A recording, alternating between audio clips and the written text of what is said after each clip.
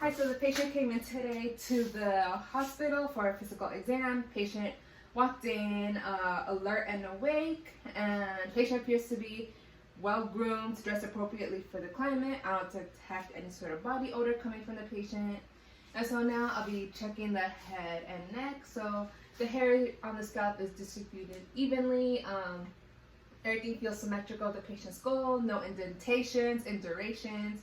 And then examining the patient's eyes, they are in line within the ears, eyebrows, the hair is distributed full and even. Eyelashes, they are evenly distributed as well. The eyelid margins are symmetrical. I don't see any sort of crusting around the eyes. The sclera is white. And then now I'll be checking the patient's conjunctiva, and it is pink and moist. And now I will be assessing the patient's visual acuity, and patient is wearing corrective lenses, and I'll have the patient hold this away from their face. I'll be using the Rosenbaum chart. Could you read the lowest sign that you can read, please? LTFPH. Okay, patient, I was able to read the letters correctly, and this indicates 20/20 vision. And then now I will be asking the patient to take off their glasses, and I will darken the room a little bit. And here I will be testing the patient's dilation and constriction. So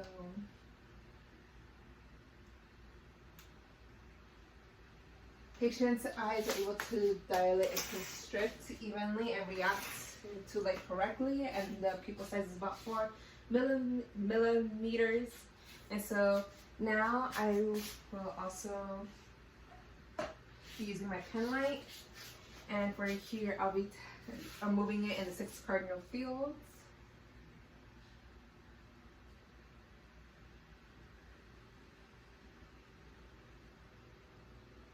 Okay, and then I'll be testing the patient's convergence. And eyes converge equally. And then now I'll be having the patient look at my finger, and look at the pen light behind me. And the eyes reacted accordingly, dilated and constricted from far and near. And now I'll be palpating the patient's ears for any abnormal growths. Everything is fine. And then now I'll be performing a whisper test for the patient. Here I would continue to photo, please. I will be sitting right behind the patient, and I'll be asking the patient if they could hear me. 3L5. 3L5. And then I'll have them switch their hands as well. And so I'll just do this side. D-E-D. D-E-D. And the patient was able to say out loud the correct information. And so the whisper test is good. Now I will wash my hands, but for right now I will use hand sanitizer. And for here, I'll be wearing my gloves as well. And I'll be assessing the patient's nose. And the patient's nose is okay. Lift up your head a little bit. Septum is not deviated, it is intact. And I'll be covering one nostril. Checking the patient's breathing. And the same way, you're able to breathe with both nostrils covered. Okay, so there was that. And then I will take off my gloves, discard it, wash my hands again. And then now I'll ask the patient to lift their head up, and I'll be looking inside the nose. And I will take sort of lesions, masses, bleeding. I see cilia, the nose hairs, and it is still moist in there. And then now I'll be looking at the patient's lips. They are full, moist, they are symmetrical.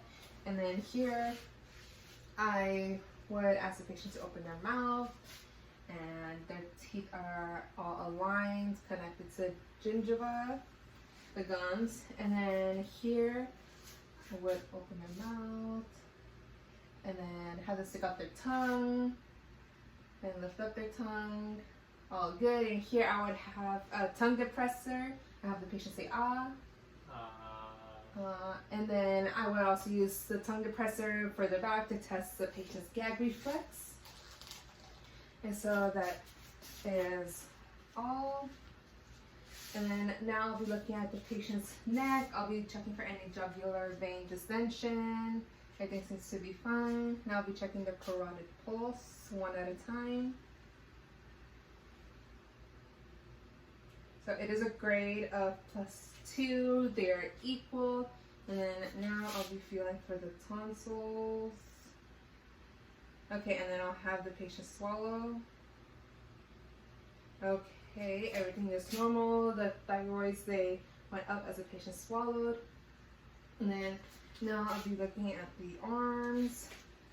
Everything is fine. There doesn't appear to be any sort of edema anywhere, no lesions, masses, bleeding, bruises. And then I'll be checking the pulses here bilaterally. And they are good with a grade of +2. Checking here the radial pulses. They're good here with a grade of +2 as well. And then I'll be assessing the capillary refill, so I'll be looking at the patient's nails. And they're less than 2. Nails are well groomed, pink, which is good perfusion. And so once we have done that, I'll be assessing the range of motion and strength. So could you please have your hands out like this? And then I'll be pushing resistance the other way. And then could I have you test your fingers alternately? And then arms out, palms up and down. Okay, good. So range of motion is good, strength is +5. And then now I'll be examining the patient's chest. I'll lift up their shirt. I don't see any sort of scars, bruises, mass, lesions. And I don't see any sort of heaves, thrills, or like loud, big bounding pulsations. And I'll be assessing here for the apical pulse. And I'm able to feel the pulse here, and it is a grade of +2. And then now I will be auscultating for the heart sounds. And before I do that, I would use an alcohol swab and clean my stethoscope before touching the patient. So once I have done that, now I'll be listening to the patient's heart sounds. And first I'll be using the diaphragm, then I'll be switching with the bell. And first I'm going to hear for the aortic. Next I'll be listening for the pulmonic, Erb's point, and tricuspid, and the apical. Do the same thing with the bell.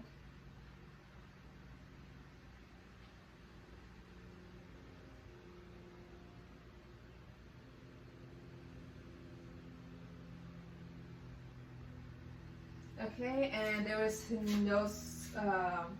no indication of heart murmurs. There was regular S1, S2 sound, the lub-dub. And now I will be looking at the patient's back. And here I'll be palpating the back for the patient for their spine. Please tell me if you feel any pain. Okay, no pain. And everything is good on the back. The skin, there's no bruises, masses, lesions. Everything's fine. Skin color is regular. And so now I'll be listening to the patient's lung sounds. And for here, I would also again be using alcohol swab, clean the stethoscope, and then now I'll be listening to the lung sounds.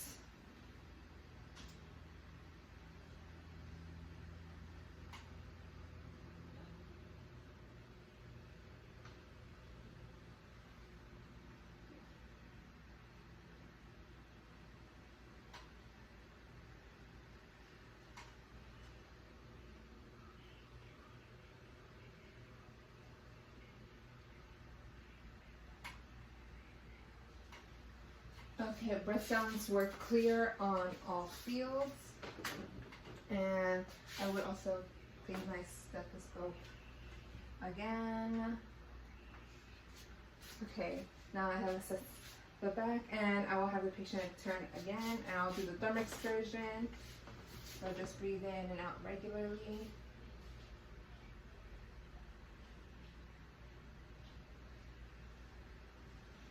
Okay, breath. The breath was equal and symmetrical. Okay, and then now I will be having the patient lie down and I will be assessing their abdomen.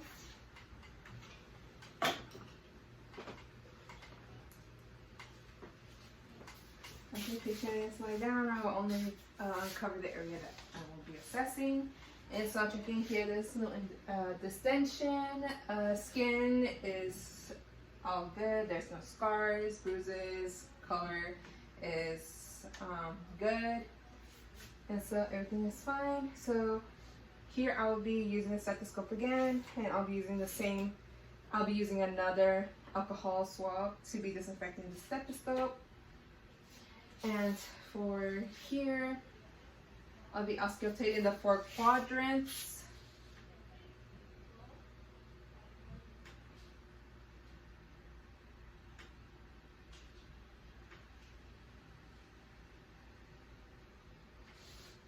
And so here I heard a normal bowel sounds, and now I'll be listening to aortic, renal, and iliac artery. And I'll be using the bell to check for any sort of bruits.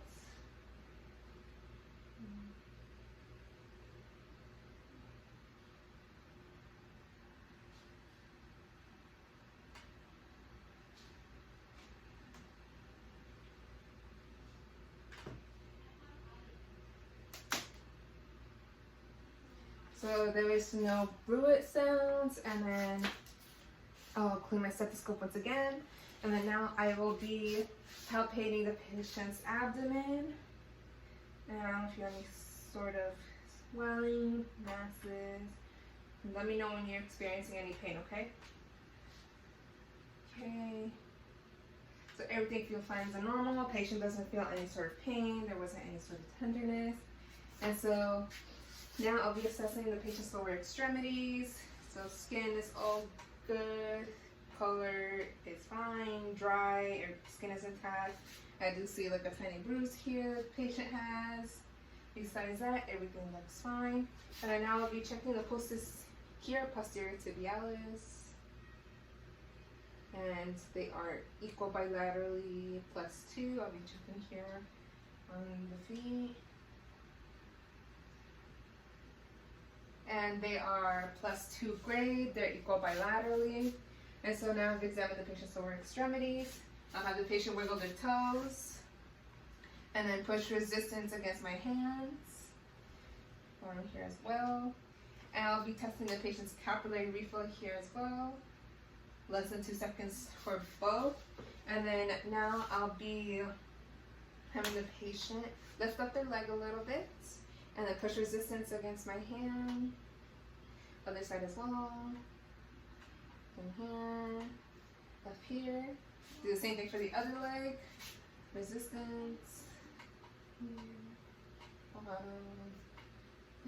Okay, and then I'll have the patient lift up their right leg and extend it out. Back in. Same thing for the other leg. Out. Back in. Okay, so they have a good strength of +5. Range of motion is good. I forgot to mention the same thing for the upper arms as well. Full range of motion. Strength was +2. And so now I have the patient sit up for me, please.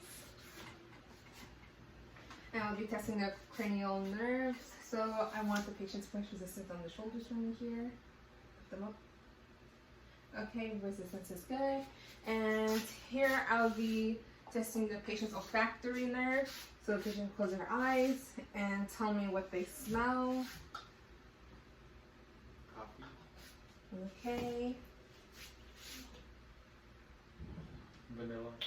Okay, that is correct. Olfactory is intact.